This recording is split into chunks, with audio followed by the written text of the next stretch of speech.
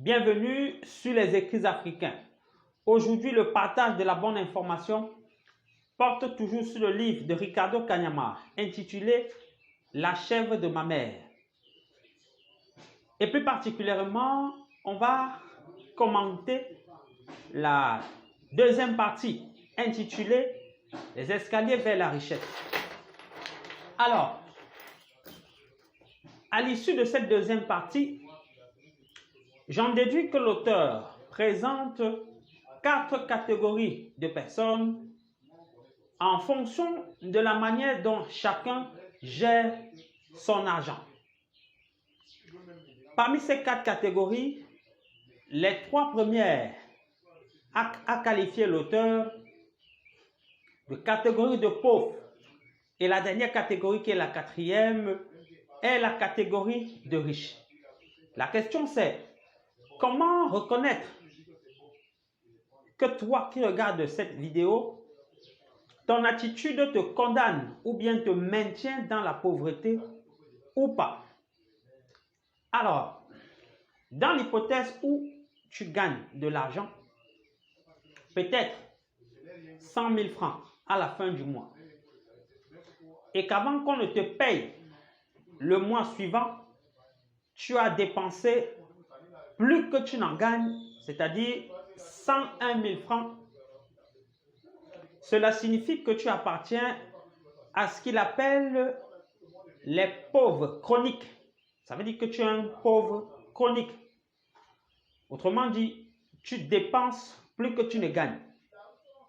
Parce que si tu as 1000 francs à la fin du mois et tu dépenses 1500, ça veut donc dire que tu es un pauvre chronique, et cette attitude ne pourra donc pas te conduire à la richesse. Quand tu dépenses 1500, cela signifie que tu es dans les dettes de 500 francs. C'est un exemple, tout simplement. Et pour changer cela, et si tu veux changer cette situation, tu es donc dans l'obligation de pouvoir changer ta manière de gérer ton argent. Alors, si à la fin du mois, tu gagnes un montant par exemple de 100 000 francs et que tu dépenses la totalité de cet argent, c'est également un comportement qui te maintient et qui va toujours te maintenir dans la pauvreté. Et tu rentres donc dans la catégorie de ce que Ricardo Kanyama appelle les pauvres équilibrés. Alors, tu gagnes 100 000 et tu dépenses encore tout cet argent. Il est bien vrai, tu n'as pas de dette. Tu n'as pas de dette, cependant, tu ne pourras pas évoluer.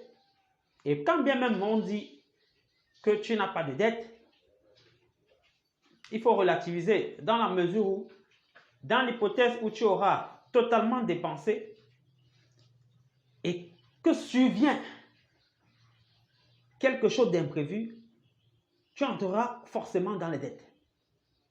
Mais toujours est-il que dans cette deuxième catégorie, sache qu'il entre tous ceux qui, après avoir obtenu leur salaire de 100 000, dépensent tout cela. Si tu obtiens ou bien tu gagnes un salaire de 100 000 francs, oui, tu gagnes un salaire de 100 000 et garde une partie de ce salaire-là dans le but de t'acheter une voiture, dans le but de faire ce qu'il appelle les dépenses de consommation seulement, tu entres dans la 3e catégorie de pauvres qu'il a qualifié de pauvres moyens. Oui.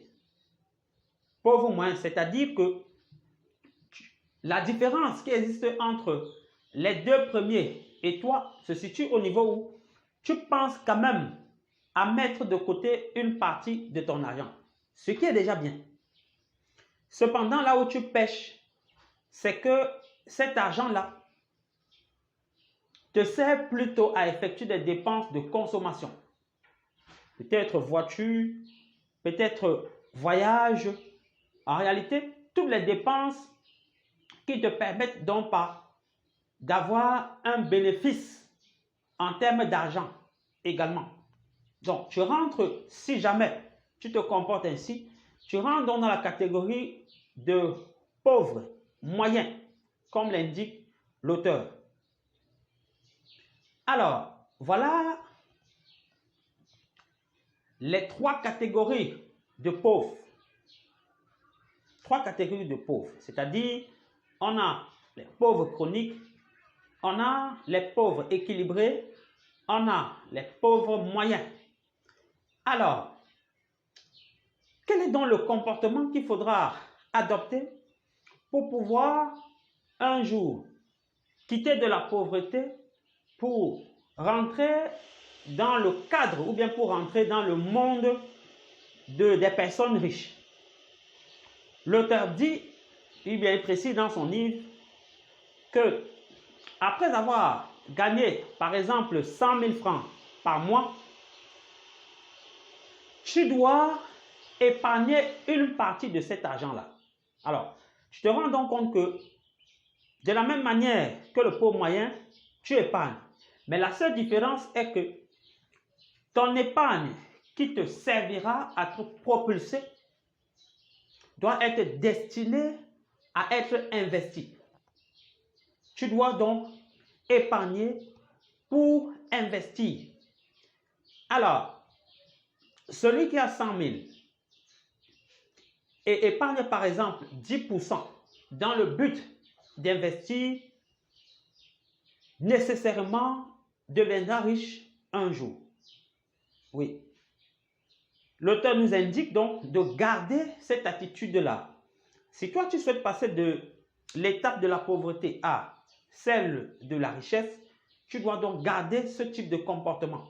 C'est-à-dire épargner chaque fois, non pas pour des dépenses de consommation, mais plutôt pour investissement.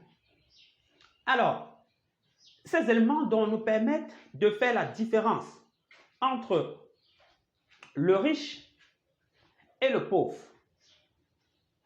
Oui, pourquoi? Parce que lorsque tu fais partie des riches, des pauvres, autant pour moi, chroniques, lorsque tu fais partie des pauvres équilibrés ou des pauvres moyens, le dénominateur commun de ces trois types de personnes est qu'elles sont esclaves de l'argent.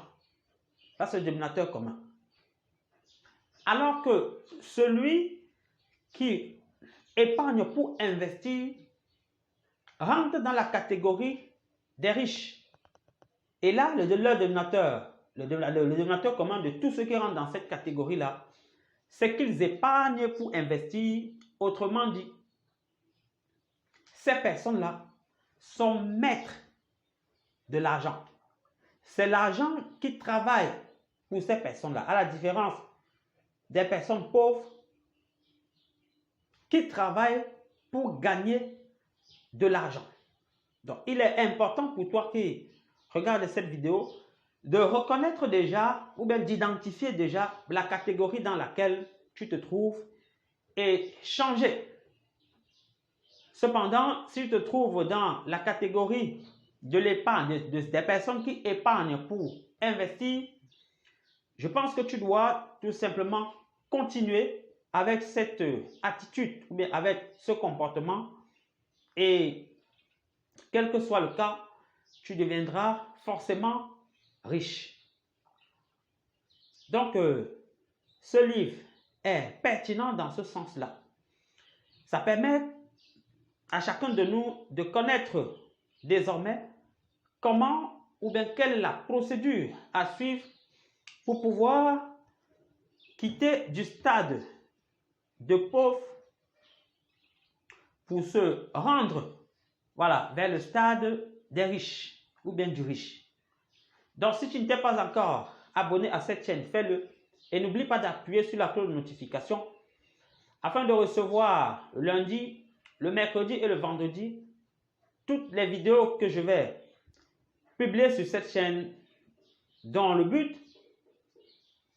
est de partager avec toi la bonne information issue exclusivement des ouvrages écrits par les Africains et qui, à coup sûr, te permettront de changer ton mindset comme moi et passer donc à l'action.